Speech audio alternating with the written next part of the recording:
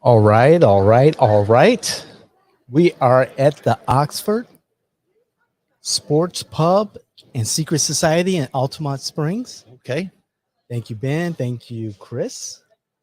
And with me today is Christian Lloyd Suarez. Yeah, I gave the whole full name Thank there. you. Nice, nice, nice. I like the 3 name acronym. There you Like it. go. I like using my full name, David Elliott Washington. Deliberate. Yes, exactly. Talk about being intentional about things. Indeed.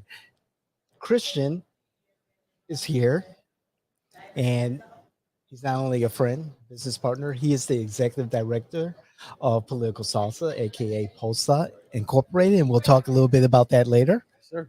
However, we're giving Joel a break so that we can bring in some fresh talent. By extension, you a break, I imagine. I've been watching. I'm a fan. Thank you, thank you. And so, in this particular piece, we're going to talk about ESG, environment, social responsibility, and governance in financial systems and and business in financial businesses, more particularly, and I'll read from my phone here. This is from the Washington Post, and the article was dated February 14th of this year. Guess who loses after Florida and Texas bar ESG banks? And in essence, ESG is environmental, social, and governance. ESG. Investing refers, ESG investing refers to a set of standards for a company's behavior used by socially conscious investors to screen potential investments. And what Florida and Texas, but let's talk about Florida specifically, has done is that they are looking to divest in companies like BlackRock, and BlackRock issues. Is that considered an ESG, BlackRock? They have a component in their financial philosophy, in their financial investments, of taking into consideration ESG principles. All right. And so with ESG, and BlackRock and other Wall Street banks, investment firms, they invest, or they're underwriters of municipal bonds, and so these municipal bonds leads to taxes. Leads to a tax that is worth hundreds of millions of dollars. Okay. So what BlackRock does is that they're committed to ESG, favoring protection of natural resources, human rights, health and safety, community engagement, all things that sound really transparency. Good. Exactly. Right. All things really that make good. our society better. Sure. So we're talking about companies who have a mindset of doing things that are not just profit driven. Is that what we're saying? Exactly. So this is something BlackRock would describe as themselves as. They'd say, we do things that are not just for profit. They might say that. We have any other examples of ESGs? Any that come to mind? Let's see. There are other companies, I believe, and again, I'm just taking a wild guess. I believe like a company like Fidelity, and other companies like that. I used to know several. The reason I asked, but I David, believe Fidelity is one of them. I'm trying to be mindful of a bias that I may have, right? Sure. This is a big part of, I think, our project is being earnest about this kind of stuff, right? When I hear BlackRock, I immediately think my mind is biased, right? I've got these ideas. Move your mic a little bit closer. Yeah. Okay. I've got these negative ideas about BlackRock, their intentionality, what they've been doing in the real estate market, and I think I want to let you finish it because I think you were saying that Ron DeSantis is involved in this, right? The governor had some part of divesting, making a choice to pull government money out of, right? Now, let's look at the larger scope here. Okay. Before I get to that, we're talking about a $35 trillion market here that ESG companies like BlackRock and Fidelity are, involved in. So we're looking at the ESG principles are pretty profitable. Okay. Incredibly profitable. Okay. And so a winning design, so Yes. to speak. We're tapped into, and how does that benefit the state? Good investment in ESG principles brings back good tax benefits for the state of Florida. Measurable ones. Measurable ones. Okay. For instance, Governor DeSantis is looking to pull away from companies like BlackRock. And so by doing that, the cost of borrowing money for the state, even though Florida has an excellent credit rating, AAA, it will cost them more to borrow because you're no longer have access to this money that's in this $35 trillion kitty. And exactly provided by the ESGs. Exactly. And there's a number of reasons why. One, the ESG investment has been very good for business. Two, when you take your money out of a firm like BlackRock, which handles so much for assets. better or for worse, they handle a lot of assets. Exactly. And if you move it to other companies that are not as big, not as diverse or versatile, and follow some of these principles that have been profitable, you're going to pay a little bit more. Okay, so color me ignorant here, and again, I'm just a babe walking through the forest with you. What was the governor's stated reason for wanting to divest? And by divest, we mean literally what? Separate our interests, separate our money? Exactly. He believes that ESG is being woke. I would like someone to define woke to me. I mean, investing in I have my definition. I'm sure you have your definition. Everybody else here too. And I'm being a little. But that's sort of the problem with facetious. this. Right. You know, this is probably the problem with I'm sorry to interrupt you, but I don't know. I'm going to tell you, I'm sort of leaning towards. I like the idea of divesting from BlackRock. Okay. But again, intentionality is very important for us. So, what is intentions? Why are you doing this, right? Right. And if it's because you're fighting wokeness, you lost me here. And we're losing money, tax What's the dollars. benefit to the state? Hundreds of millions of dollars. We're borrowing money at a higher cost because of the fight against wokeism. And wow, it's expensive. And I believe part of the argument is on DeSantis to defend the administration is that, it's the taxpayers' money and, just give us the best return possible. And it shouldn't matter if investments are in other entities, companies that believe in access to the ballot, environmental advocacy, climate change, or issues, humanitarian issues, or investing in one of those things or so you another. can see the governor's criticism being, what do you consider humanitarian as to what I consider humanitarian? But it's interesting because to me this is kind of on brand with what he's been doing. Not to pull the camera out too far out, but he's been talking about Davos recently. Yes. Separating himself, beating the Democrats basically from the left, right? Talking about issues of saying that these guys don't have the normal everyday common voter in mind. For instance, I mean, Davos is out there saying things like you'll rent the future economies, you'll share things and you'll love it, which is fundamentally different from own a home, which is how the message we grew up learning.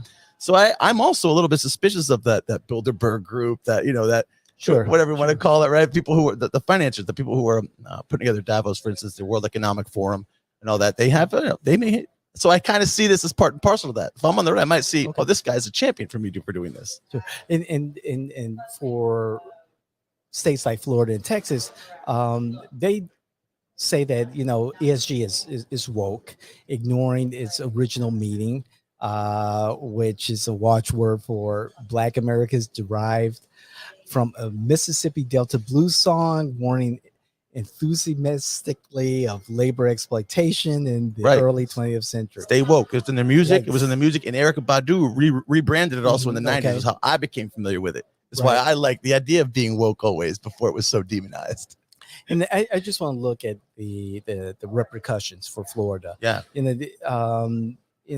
When Ron DeSantis decided to revoke the special tax district, the Reedy Creek tax district for Disney, he made it clear about, the state of Florida is the free state, and we're going to move away from this type of wokeness.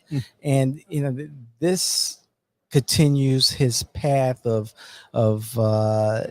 making it clear that we're not going to um, consider like AP African American Studies. We're going to redistrict, the legislative seats, legislative districts, based on things other than race and things like that. So people are saying, the media is saying, liberals are saying this continues a path by DeSantis to end this sort of okay, we're moving more in anti-wokeness and what we feel is right versus what ESG is all about. I'm glad to be talking to you about this, David, because this is a conversation that you need to be a little bit deliberate with, in my opinion. You gotta be, I don't want to like muddy, right? Like the don't say gay shouldn't also become the problem with whatever,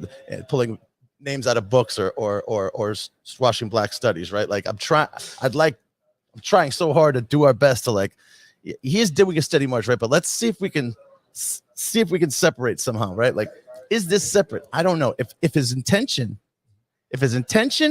for fighting Reedy Creek is all anti-woke, that's not a firm basis. It's not a firm foundation for an argument, in my opinion. There's going to be repercussions that we don't even know necessarily yet how it's going to impact us. He just put out a statement now, since right now you have people coming out saying, they banned a Roberto Clemente book. This is something that just came out, right? Yes, that's correct. But so this has been happening a little bit here, more than just Roberto Clemente. But I'm happy he stood up and said today. He said, no, that's fake news, so to speak, right? He said, that's not true. We didn't ban that. People are doing this to be able to grab headlines. But that's the game you're playing, Mr. Governor. You've set the stage. We're all grabbing headlines, right? And we're worrying about it later. That's true. That's sort of the problem with this. All of these actions seem to be related to the culture war. And yes, and it's definitely being played here in Florida, without a doubt, from my opinion. And to speak further about what's going on here in Florida, I like outcomes. Right. And especially dollars and cents. Being an entrepreneur, a business owner, as that decisions come with consequences. Right. And for Florida to move in this direction of divestment, I'm just looking at what it's going to cost. And, previous podcasts I talk about, okay, you look at the dollar amount and we're doing X, Y, and Z as a state under, DeSantis administration. I think that money could be used better in a different setting. Instead of sending migrants to no kidding. Martha's Vineyard or things like that. And as far as move. exactly, and not a need. It's not a. I don't open my door and have a problem with migrants out front. Right. And for Florida, Florida now pays 43 basis points more in yield, or $4.3 million for every $1 billion of bonds sold. And this is less than California, who has an inferior credit rating than Florida does. Rating. Huh? And this is 0.35% more than what Florida paid in 2022. And according to Bloomberg, this is a record for any state. What is the cost of a signal? What's the cost of a signal? I like that. That's a good point. Wow. That's a very good point. And so, outcomes like that, when dollars and cents, when I see that, I was like, wow, what at the end, what are we trying to achieve here? Yeah, no, that seems short-sighted. That does seem short-sighted. I would love to hear somebody steelman that case to see what, because I don't want to believe they say, we're divesting from BlackRock because they're woke. Like, man, that doesn't really true with me. That doesn't speak to me, And I understand, some folks believe in fossil fuels and the use of them, and believe that you let capitalism play out, but there's a certain responsibility that businesses have and individuals have. And if corporations are people, well, they should be held to the same standards as people. And as a people, we have responsibility to ourselves. That's just me. They're kind of super people. I mean, listen, and I don't shy away from that, right? Why are we doing our stuff where we're trying to work with the business community? Why are we in this facility right now? We believe the business community are leaders. Exactly. So we're leading into that, Exactly. So, but they also have to me, should have a little bit more responsibility also. I like that. We agree. Let's segue to you. Okay. And learn a little bit about you and talk a little bit about what I think is going to be an excellent event in July. Yes. Pulsa Inc. presents Political Salsa. Yes. Political Salsa. Should I give a little rundown of what we are, what we've done? You and yes. Cool. All right. Yeah. So thanks for asking. I'm always excited to talk about this. Also thrilled to be able to share with everybody that this was something that we started in 2014, right? So I'll go back a little bit further, actually. In 1999, my father, Tony Suarez, was the first ever elected, was the first Puerto Rican elected to the House of Representatives. By the year 2014, we had 6 elected representatives of Puerto Rican descent. Okay. 3 happened to be Republican and 3 happened to be Democrat. They were back, this is a whole nother world ago, 2014. But at the time, they were able to get in a room together, these 6 representatives, and on their own accord, they determined to give my father an award. They invited him up to Tallahassee. Okay. It's bipartisan sua sponte thing they just did on their own, Yes. On their own accord. And we thought, this is pretty unique. We should maybe do something with this. Let's have a little party and event. So we went down to the Barry University School of Law, and we hosted a little party there, right? This is where I was a law student at the time, matter of fact. And we had the 6 candidates come, and we treated it sort of like Bart from kayfabe a little bit. We kind of announced them with a microphone and had the people cheer for them and kind of leaned into that. And we had them debate some issues. Okay. And then by the year 2016, we thought, that was successful. Maybe we should do it again before the primaries. So we moved over to the old Asociación Borinqueña. It's a Acacia network, this building over on the east side of Orlando, which actually was where my father gave his victory speech in 99, actually, as a matter of fact. All right. So we did it there, and we invited probably 50 or 60 campaigns, different political organizations to come be a part of it, and we had like a convention, right? Yes. We also did debates. We put some planning into it, right? We put we try to do the legislators at one time, right? Where we would have like a panel of sheriffs, for instance, right? And we kind of try to build it that way. How does the community come into contact with government? Well, usually police first, right? So let's talk to them first. And we try to put some intention into what we're doing. So that was successful in 2016. Probably around 500 people or so came. And then we determined we should do it again in 2018. We grew a little bit more. We did more things online. And so we actually reached out and did more on television. We were able to get Nancy Alvarez to be a part of it. She was our moderator. And we even brought in Radio Isla from Puerto Rico that broadcast live from there. Okay. We did some pretty cool things. We had, I want to say, out of the 6 gubernatorial candidates, we probably had maybe 4 of them in the building. Excellent. Right? Wow. Yeah. So it was great. It was a great event in 2018, but then the pandemic, right? Exactly. When we're back on schedule, we'll come back every 2 years. We like to do it before the primary. And our idea, this is like a kit project. It was never anything, just something we thought was cool. So to do it a lot didn't make a lot of sense for us. It was hard to organize it, sort of, And how do you compel people? So we always had success in compelling people, actual voters. We'd go to churches. We'd go to different people we knew that were actually in the field, meeting, touching people. They were not part of the business class necessarily. They weren't necessarily part of the Chamber of Commerce community. You know what I mean? Right. So we were able to get real people in the room. That compelled the elected officials to want to be a part of it, right? Correct. So when I started calling people to see who would be a part of it, my strategy was, I'm going to go after the people who were the ugly ducklings, the people who were not able to get into the room normally. Yes. I invite them all. Excellent. And then what I would do is I would create an email chain with only the people in that particular race. And once I got the ugly duckling to commit, I would send a chain to all of them saying, one of your opponents has committed. Right. Here's your timeline. The people are going to be in the room. So that's basically how we built up demand to get actual voters in the room. And then we built a straw poll into it as well, of course. Yes. In 2016, Donald Trump had won like 45% of the vote, which, was a feather on our cap. We're like, wow, that means we're really reaching people. Right. We got people in the room who don't necessarily think and look like us, which is a real feather in our cap, I always thought that Political Salsa was one of 2 of the premier political hobnobs in Central Florida. Thank you very much. It was Scott Powers had written something. He said the most well organized political event that touched Very me. It was organized. Pretty cool. And now Political Salsa, U.S. Executive Director, is going to be an annual event. Right. It's growing more than just a political event. It'll be a cultural event. Correct. We want to lean in more salsa, less political, even though we believe that's redundant. Political salsa is a redundant term, right? That's what we believe. But the idea is now we want to get people in a room, right? What's the point of political salsa? It's to connect the electorate, regular folks, to those who wish to lead them, right? So ultimately, we're talking about public trust. So it's 2020, there was not enough public trust to get people in a room. Right. It became so immediate, right? So real.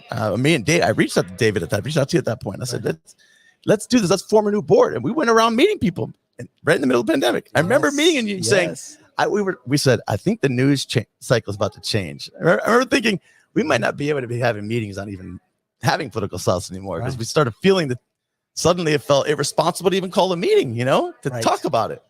So I remember some time's passed, but now what's happened since 2018, David? It's like we've all given our public trust to technology, right? That's correct. We've all given so many examples of us all giving our trust and confidence there. Our public trust has gone to technology, and I've seen some things over the last 5 years or so also. Everybody has. That's very alarming. Our internet's changed a lot, actually. Right? The internet's changed a lot.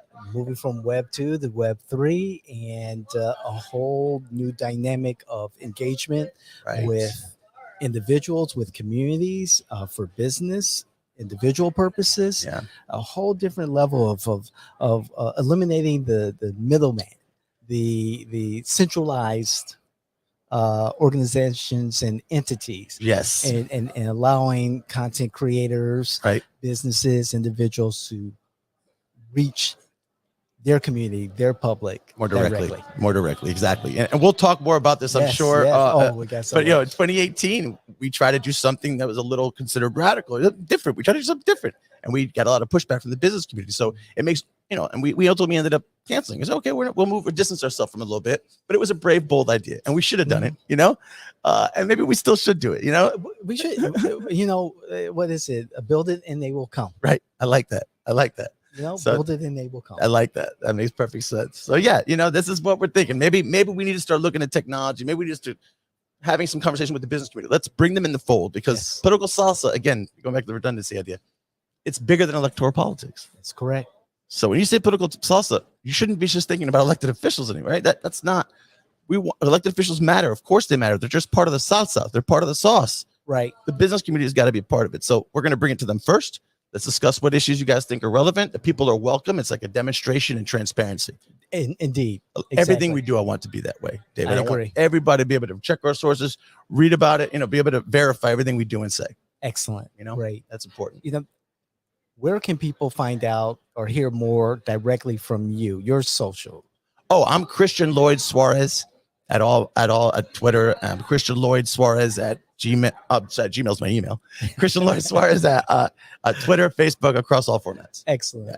I know we'll be hearing more from you. Of course, we're going to be hearing more from you. Looking forward to it. Especially from the Political Salsa platform that we're creating, that we've created 90% of it, but we're going to bring excited to talk about this stuff. Very excited to talk about this stuff. Exactly. So I'd like to thank Christian for being here and participating and sharing the dialogue regarding the ESG investments. Yeah, let's do this more often. I like it. Sure. I like to do that. Cool. We'll be talking a lot. Great. Definitely. Thank you, John, for producing. Again, thank you, Ben, and thank you, Chris, for hosting us. Exactly. Thank you to the Oxford. This place is very cool. The Oxford's been great.